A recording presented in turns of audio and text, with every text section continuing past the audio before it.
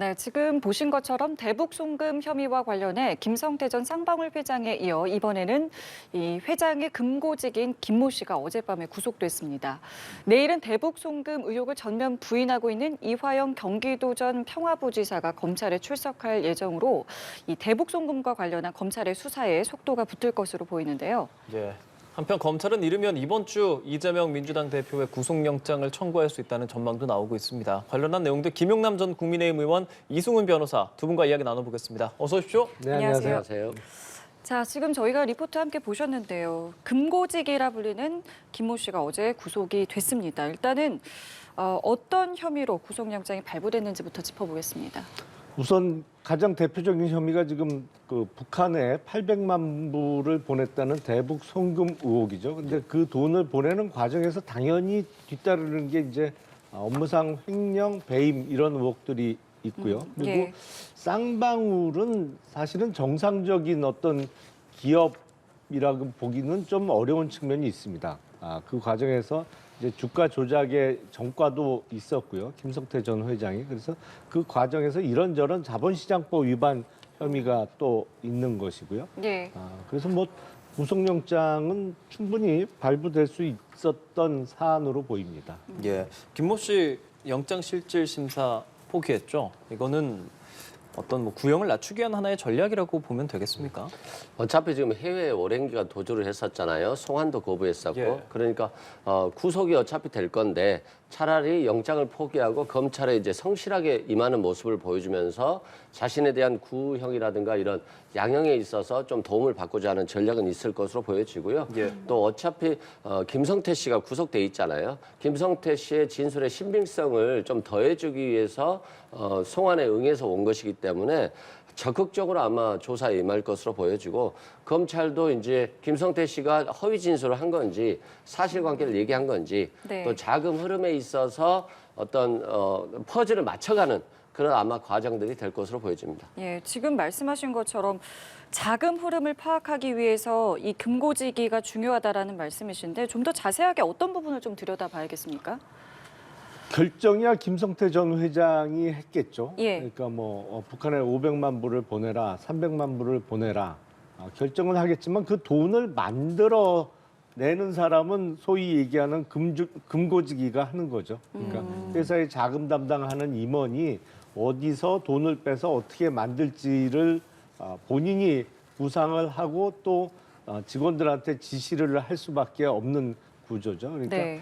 구체적으로 자금 집행 내역 그리고 그 자금이 어디서 출발해서 어떻게 흘러 들어갔는지는 김성태 전 회장이 다 모를 수 있겠죠. 그러니까 뭐 금액하고 어디에 보내라는 정도 결정은 했겠지만 구체적으로 돈을 만들어서 전달하고 그 과정에서 누구누구를 관여시켰는지 이거는 어제 구속된 김 본부장이 자세히 알고 있겠죠. 예.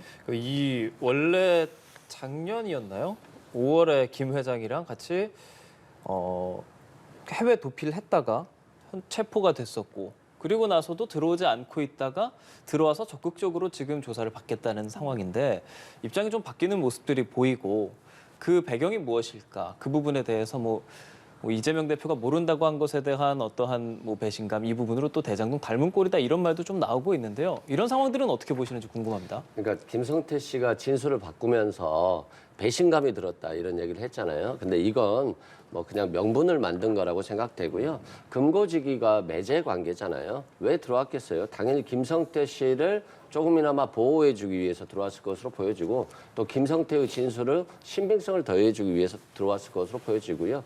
이재명 대표를 위해서 어떤 뭐 거짓말을 한다 이런 것들은 좀 상상하기 어려울 것으로 보여져요.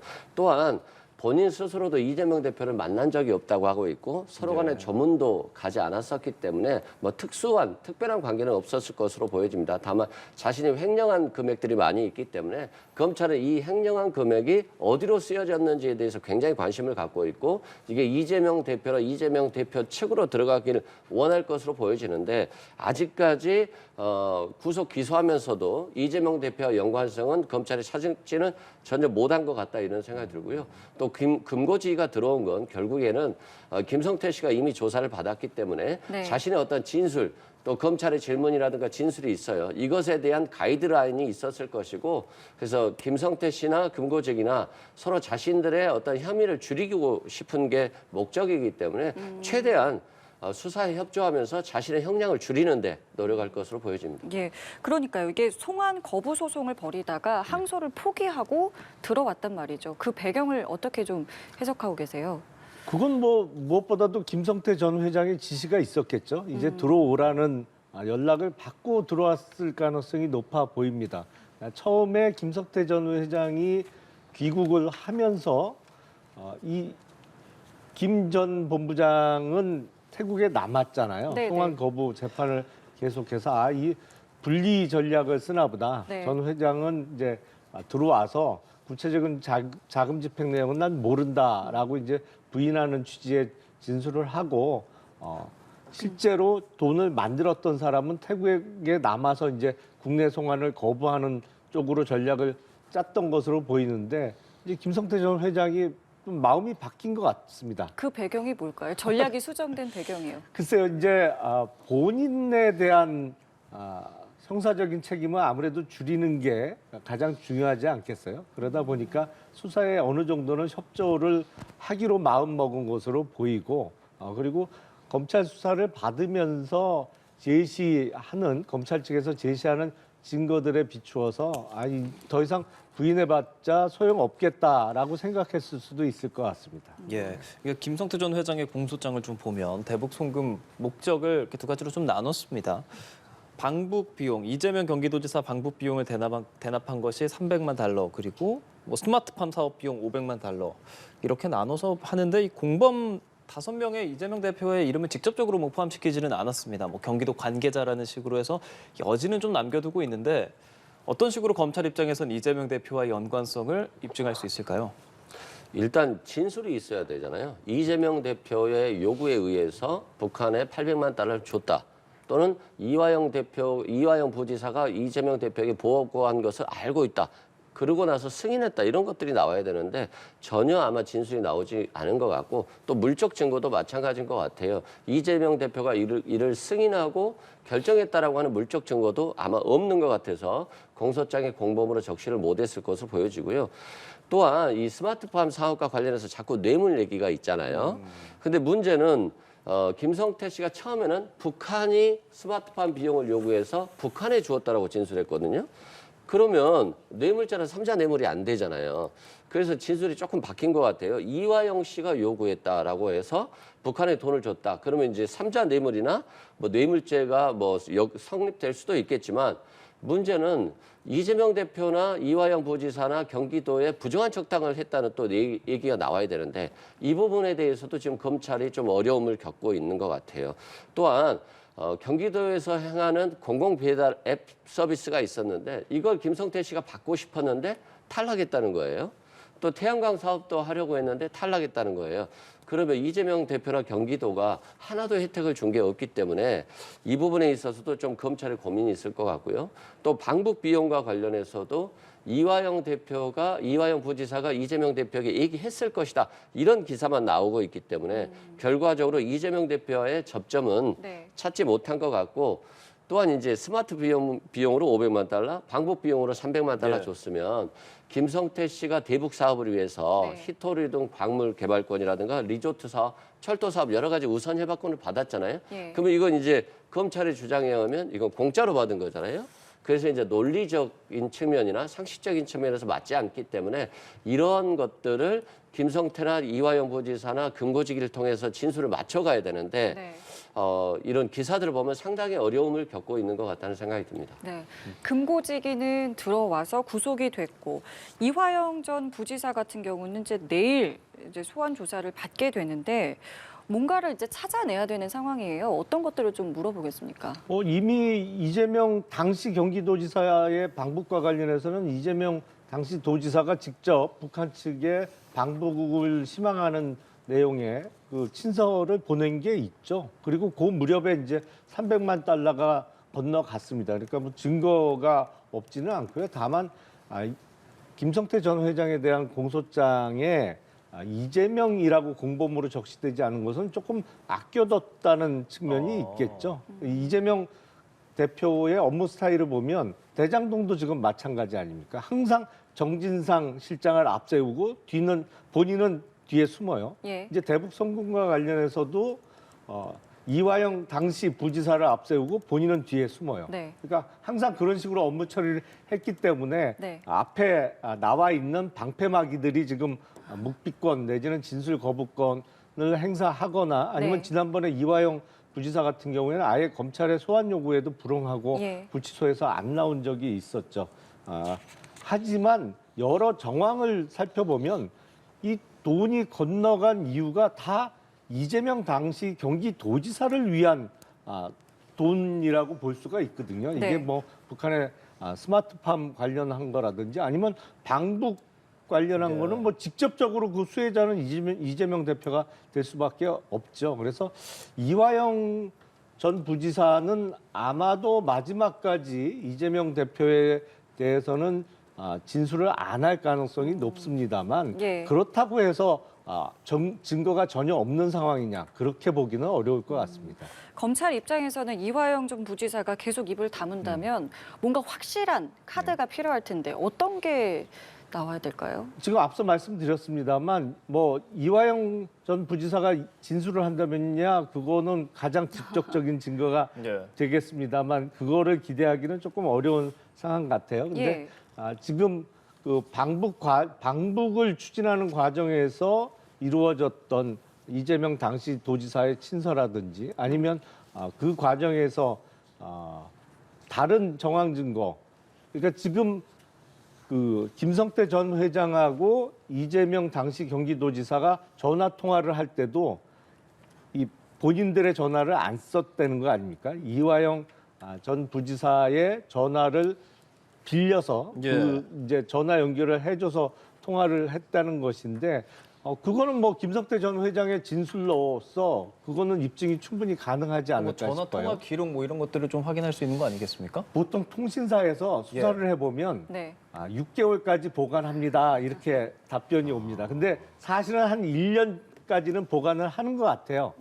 근데 이게 통화가 이루어진 시점이 1년이 좀 넘은 시점 같고 그때 사용한 전화기를 지금도 갖고 있다면 그거는 전화기 자체에서 기록을 찾아낼 수가 있는데 예. 보통 이런 사람들 전화기 자주 바꾸거든요. 몇 달 안 쓰고 계속 바꿉니다. 그래서 아마 김석태 전 회장의 진술 이외에 통신사에 보유하고 있는 통화 내역은 지금 시간이 지나서 제출이 안 될 가능성이 높아 보입니다. 예. 네. 그러니까 지금 정황상의 어떤 연결 외에 이것을 확실하게 잡아내야 할 증거가 필요할 수 있는 상황인데 가능하겠습니까? 방북 비용과 예. 관련해서요. 사실상 좀 어려울 것으로 봐요. 만약에 이화영 부지사가 이재명 대표에게 보고를 하고 이 방북 비용을 지급했다라고 한다면 혐의를 입증할 수 있겠죠. 근데 이화영 부지사는 전혀 그런 사실이 없다. 네. 또 통화를 바꿔준 사실조차 없다라고 진술하고 있기 때문에 사실상 검찰은 굉장히 어려울 것으로 보여지고 또 과거와 달리 예전에는 대질 조사를 통해서 진실을 맞춰가는 작업들을 많이 했는데 요즘은 대질 조사보다는 서로의 모순되는 진술을 통해서 구속영장을 발부하는 그런 전략을 검찰이 쓰고 있기 때문에 네. 사실상 대질 조사도 좀 이루어지기는 어려울 것 같고 또 상식에 기초해야 되는 거거든요. 김성태 씨가 진술이 자꾸 변경돼요. 북한의 요구에 의해서 북한에 돈을 줬다고 했다가 이화영의 요구에 의해서 북한에 돈을 줬다고 진술했다가 이게 진술이 이제 너무 바뀌면 진술의 신빙성에 좀 문제가 있을 수 있고 또 구속영장을 발부했을 때는 뭐 수천 원의 횡령 배임이 있다라고 했는데 지금 한 590억 정도의 횡령이 있다고 나오는 거 보니까 액수가 굉장히 많이 줄었어요. 이런 측면에서 아마 검찰과 좀 협의를 통해서 양형 협의를 통해서 이화영 부지사라든가 이재명 대표에 대한 진술을 듣고 싶어 할 거긴 한데 문제는 김성태 씨가 전화를 바꿔줬다는 거잖아요. 예. 그러니까 이재명 대표와 직접 전화를 한 적도 없고 누군가 옆에서 바꿔줘서 통화를 할 정도면 그렇게 가깝지 않은 사이를 위해서 이재명 대표 방북을 위해서 300만 달러를 줬을까? 이런 의문심이 나고요. 또 실제 이재명 대표가 방북을 했다면 또 뭔가 개연성이 더 있을 건데 실제 방북도 못 했거든요. 그리고 방북 비용을 전달했다라고 하는 시점 바로 2달 전에 이재명 대표의 항소심에서 벌금 300만 원이 나와서 당선 무효형이 나왔거든요. 그러면 이재명 대표가 대권 가도를 갈 수도 없는 상황인데 왜 이 김성태가 300만 달러를 줬을까라고 하는 의문이 나고 이런 것들을 검찰도 저는 확인하고 있다고 봐요. 그래서 이 금고지기를 통해서 정말로 김성태가 횡령한 돈이 아니라 실제 북한으로 전달됐는지 여부까지도 검찰이 확인을 하고 있을 것으로 보여집니다. 예, 이재명 대표의 어떤 의혹 중에서 지금 이 변호사비 대납 의혹, 김성태 전 쌍방울 회장이 귀국하면서 불거지고 좀 이야기가 되고 있고 앞선 성남FC 후원금 의혹과 대장동 이 두 부분은 성남FC도 한 번, 대장동 2번 이렇게 해서 총 3번 출석을 했거든요. 이번 주에 이르면 구속영장 청구할 수 있다고 이야기되고 있고 대장동이랑 성남FC 따로따로 하느냐 병합해서 하느냐 등등에 대해서는 아직 이야기가 되고 있는데 영장 청구 어떤 식으로 진행될까요? 사실은 그 수사 시작을 서울중앙지검, 수원지검, 성남지청 이렇게 사건을 다 쪼개서 시작을 했습니다. 물론 지난 문재인 정부 때 그렇게 결정을 했는데 사실은 한데 모으는 게 맞죠.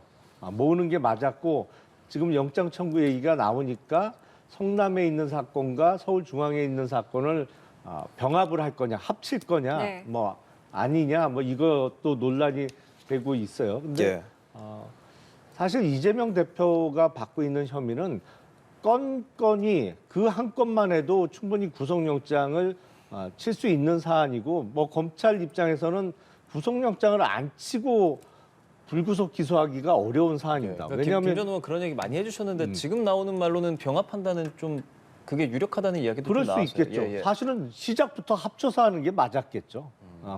이거를 사건을 이렇게 갈라놓은 이유를 모르겠어요. 한 곳에서 하는 게 맞거든요. 그리고 재판이 만약에 열리게 된다고 하면 그 재판도 한 곳에서 받는 게 맞겠죠. 그거를 하루는 서울중앙으로 출석하고 그 다음 날은 성남으로 출석하고 이것도 재판을 받는 사람도 그렇고 모든 게 다 번거롭잖아요. 그러니까 적절한 시점에 사건을 한 곳으로 모아서 처리하는 게 맞아 보입니다. 그러다 보니까 아무래도 우리나라의 대표적인 검찰청인 서울중앙지검 쪽으로 모으지 않겠냐라고 생각이 되고 그렇게 되면 이제 영장 재판부터 서울중앙지법에서 이루어지겠죠. 저는 적절한 시점에 수원지검에서 수사를 하고 있는 사건도 서울중앙으로 갖고 와서 하는 게 맞지 않을까 싶어요. 물론 이제 지금 수사를 담당하고 있는 수원이나 성남의 검사들은 자기가 하던 사건을 뭐 남이 가져가는 건 검사들 별로 안 좋아하거든요. 예. 그러면 그 수사 검사를 서울중앙지검에 파견을 보내서라도 한 곳에서 모아서 하는 게 예. 맞아 보입니다. 예. 예, 일단은 네네. 얼핏 보면 이게 지금 백현동, 정자동까지 이야기가 나오지 않습니까? 대장동, 백현동, 정자동 좀 비슷한 계열로도 보이는데 성남FC와 묶어서 한다는 지금 보도들이 나오고 있어서 이런 부분들은 어떤 것들을 염두에 두고 있다고 봐야 할까요? 일단 대장동 수사가 본류잖아요. 그런데 이제 성남FC까지 끼워 넣은 건데 이걸 계속해서 가져갈 경우에는 검찰이 수사한 게 없구나, 나온 게 없구나, 괜히 이재명 대표를 정적을 제거하기 위해서 탄압했구나 이런 논리가 성립될 수가 있어요. 그러니까 이제 사건을 더 가져가지 못하고 일단은 기소를 통해서 방탄 프레임을 좀 부각시켜줄 필요성이 있다고 볼 것 같아요. 그래서 당연히 체포 동의안이 요구되면 한동훈 법무장관이 이재명 대표에 대해서 얘기를 할 거 아니겠습니까? 네. 그런 측면에서 이제 국민들께 좀 호소를 하겠죠. 두 번째는 이재명 대표가 좀 괘씸죄에 걸린 것 같아요. 왜냐하면 대장동 사건이라든가 이렇게 소환에 응하면서 야당 탄압이다, 정적 제거다 이런 말들을 많이 하고 있잖아요.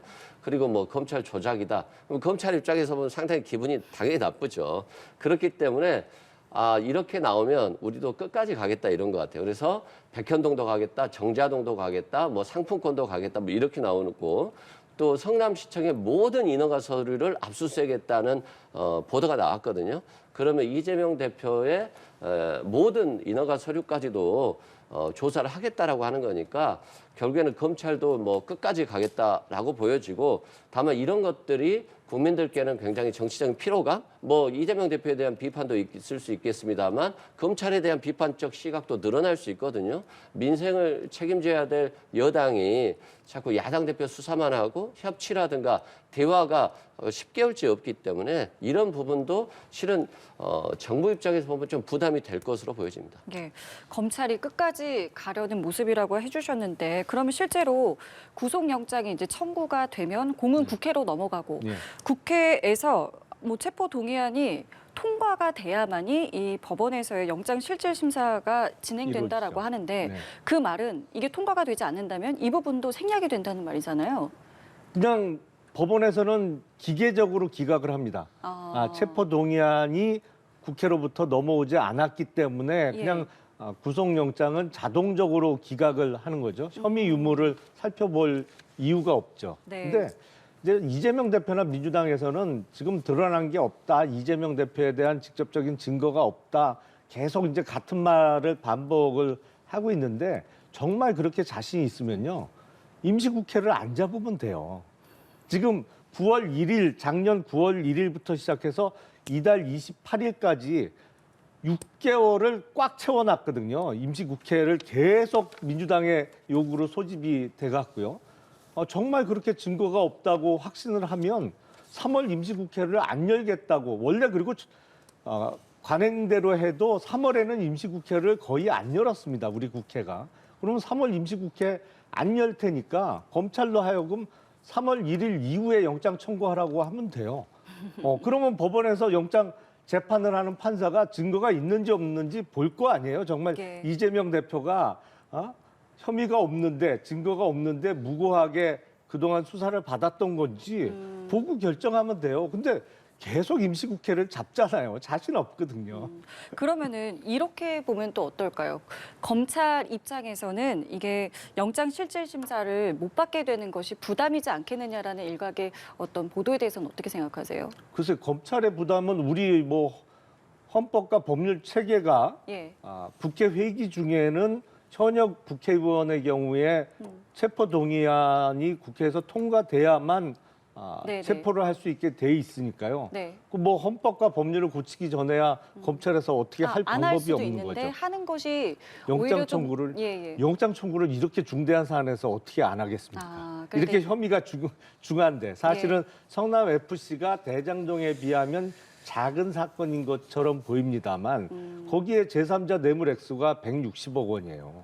지금 노웅래 의원에 대해서 영장 청구했을 때 뇌물 혐의가 6천만 원이었거든요. 예. 그것 6천만 원도 작은 돈 아니죠. 뇌물은 사실은 1천만 원만 넘어가면 그 특정범죄 가중처벌법 위반으로 의율되거든요. 네. 일반 형법상의 뇌물도 아니고 6천만 원도 큰 뇌물입니다만 이건 160억 원이고 대장동은 예, 훨씬 예. 더 큰데 어떻게 영장 청구를 안 하겠어요? 예, 영장을 해야죠. 이번 주에 친다라는 것이 뭐 보도가 많이 나오고 있는데 오늘 네. 아침 조간에 나온 거 하나 여쭤보고 싶어요. 정성호 의원, 그러니까 이재명계에서 친이재명계 최측근이라고 알려져 있잖아요. 정성호 의원이 뭐 정진상 전 실장, 김용 민주연구 부원장 찾아갔다, 회유의 말을 했다 이런 보도들이 나오고 그게 왜 그런 말을 했을까부터 이게 일부러 좀 흘린 걸까 등등 다양한 말들이 나오고 있어서요. 그런 보도들 어떻게 보셨는지 궁금한데요. 저는 실은 보도를 직접 보지 못했는데 이제 좀 확인을 해봐야 될 것 같고요.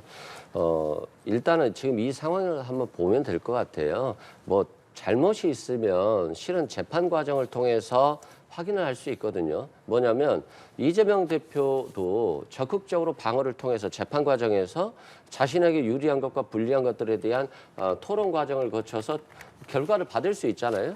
그렇다고 한다면 억울할 게 없을 건데 지금처럼 검찰이 너무나도 한 사람에 대해서만 지속적으로 수사를 하고 있잖아요.